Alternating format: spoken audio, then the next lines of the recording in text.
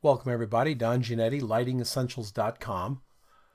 And I'm going to show you a little bit about what we're talking about in this particular portion of the class, and that is the presentation of the light. Light is, as I said earlier in the course, light does the same thing every time. What varies is our subject matter. So let's take a look quickly here at a couple of very interesting photographs.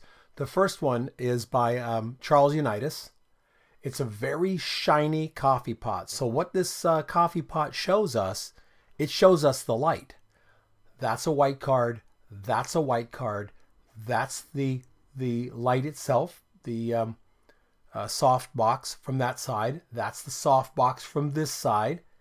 And where the transitions from specular, a reflection of the light source, the transition goes from the specular to the true value, which in this case is a very super dark blue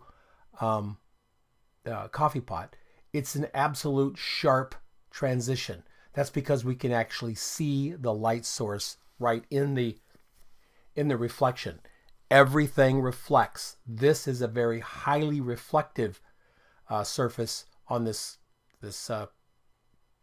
coffee maker. So we get down in the chrome. We either see the light or we don't. The chrome is reflecting the light box or the white card right here, and then it's reflecting the dark studio right there. So it's white card, dark studio. Over here we have the coffee cups, and we have a nice reflection of the white card right here. But notice, even though the white card has very sharp fall-offs, very sharp transitions here, we can still see the true value of the coffee cup, which is this dark brown and this lighter brown area here, because the coffee cup, while being very, very shiny, has a pattern or a brighter, lighter true value than this dark blue or black coffee maker over here. So we see the light in it. This shows us instantly, when we see the light have this absolute sharp edge to the reflection, we know it's shiny.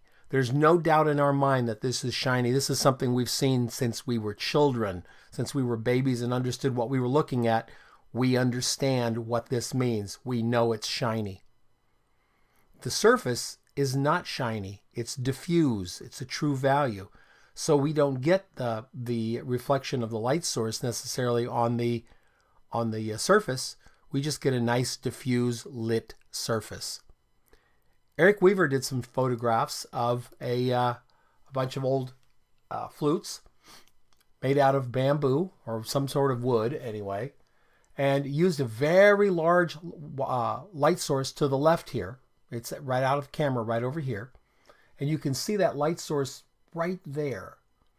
Now that little thin highlight is still a pretty big light source because this flute is round.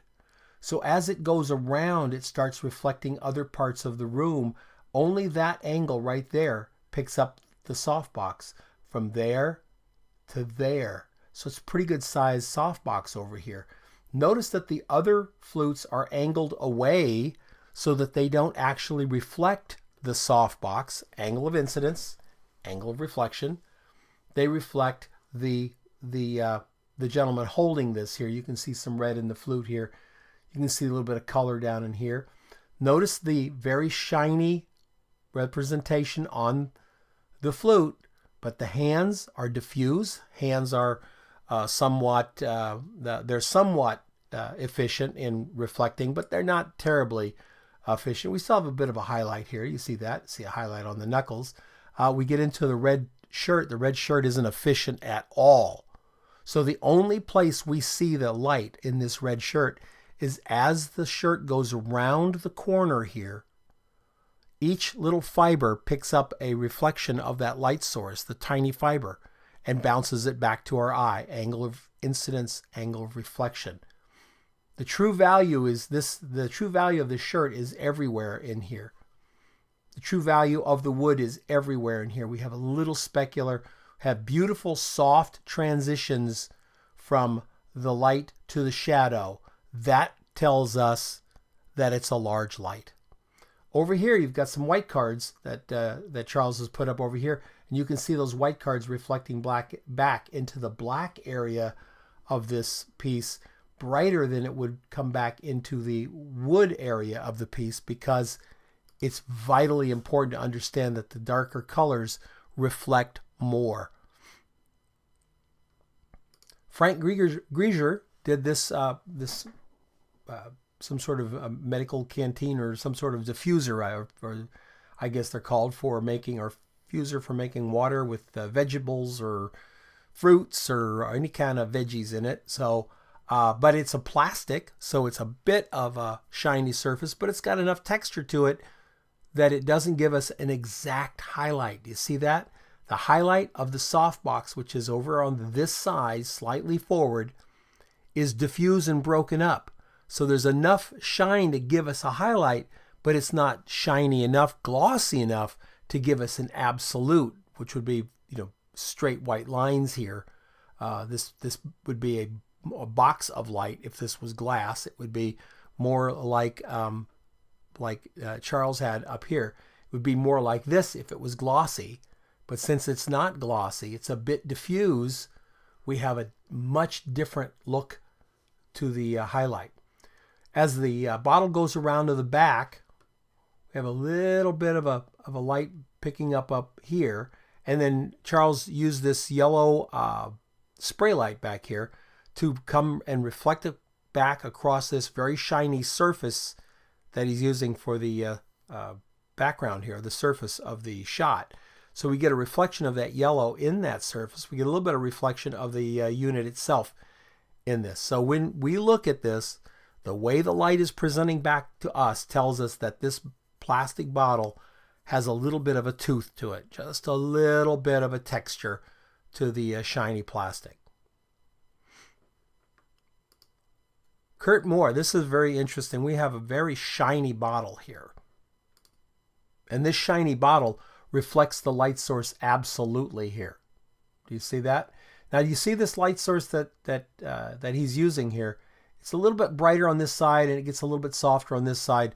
That's because Kurt is using a scrim and angling the light to get this this highlight, this absolute highlight, to be a little bit more of a gradient than a pure white light coming down through it. We have a shiny bottle. We have a light on this label here. There's a snooted light right on the label just to brighten it up. And you can see the highlight of the softbox running down the side of this bottle. You can see it running down the side of this glass. Look how pretty that glass looks right here. We've got all kinds of very soft highlights coming through here. Then we get to the wood. And there's no shiny to this wood at all. It's a very rough-hewn wood. All we get is texture. It's a totally diffused subject matter. So the light isn't going to give us a specular. It's going to give us a highlight and a shadow. And that gives us the texture of this old wood. Using the old wood texture against this very shiny glass material is a very nice tool to use in still life. Nice contrast. Siobhan Hoyt has several things happening in her image that are fun. First of all, we have this sort of chrome doodad up here, this little, I guess, fastener on the top of the purse.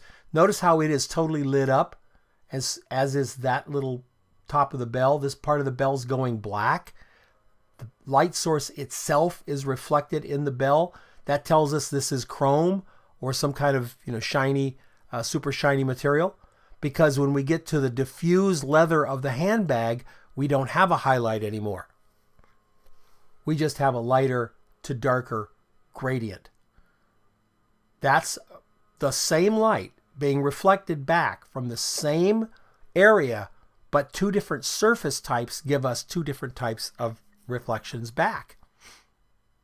We have a little bit of a polish in the handles up here, so we get a bit of a highlight, specular on top. But for the most part, it's specular against diffused material. This diffusion material is giving us a very big, beautiful highlight right here where it's reflecting the light itself, but in a soft way because there's tooth to that leather. We get down to the glasses. We see the glasses have nice highlights on them. Here, the glasses are very shiny because you can see that the highlight has an absolute sharp transition, where the transition from the highlight to the shadow area on this purse, because of its diffuse nature, is super soft. All the way down to the shadow, here we don't have a sharp break at all. When we're looking at our subjects and understanding our subject's makeup, we will start to understand which light source we should use to create the image we're seeing in our head. More to come. Lighting-essentials.com. It's a free lighting course. If you haven't gone over there, I'm dumping out all my knowledge of lighting. I call it subject-centric lighting. It's based on what light does to the properties of our subjects. From portraiture to still life, it's all the same. Have a great day, and I'll see you next time.